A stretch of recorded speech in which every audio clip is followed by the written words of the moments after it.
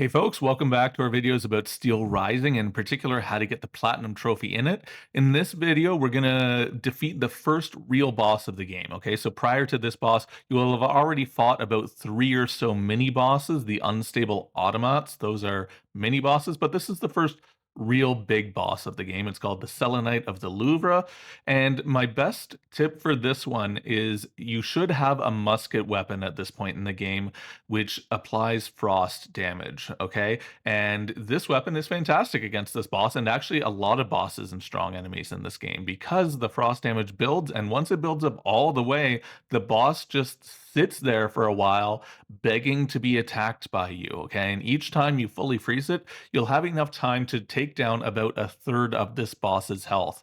So what's gonna happen is I'm gonna freeze it, attack it a bunch, freeze it, attack it a bunch, and then I try to freeze it a third time, but once it gets into that low health phase of the fight, it's actually a lot harder to freeze. So I actually only freeze it twice, and then I whittle it down its last third of its health, sort of manually without freezing it again that third time. So there you can see I just froze it for that first time, and now you get to just wail on it. Okay, so I'm just doing light attacks here, but if toward the end of your stamina bar you want to hold R2 and do a big R2 attack like I did there at the end when she started swinging the chain around, that's a good way to get some extra mileage out of that frozen time and out of a single stamina bar. Okay.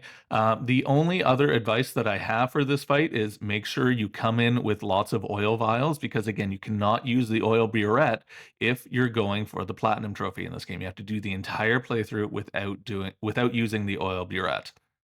Okay, and that's basically it. Other than that, I recommend using a weapon like the discus chain that has a lot of range, so you can sort of hang back from the boss, and just try to keep your distance. Use the gun, okay, to freeze the boss, and just dodge when you can. Okay, so make circle your best friend, and that's all there is to it. Have a good one, everyone.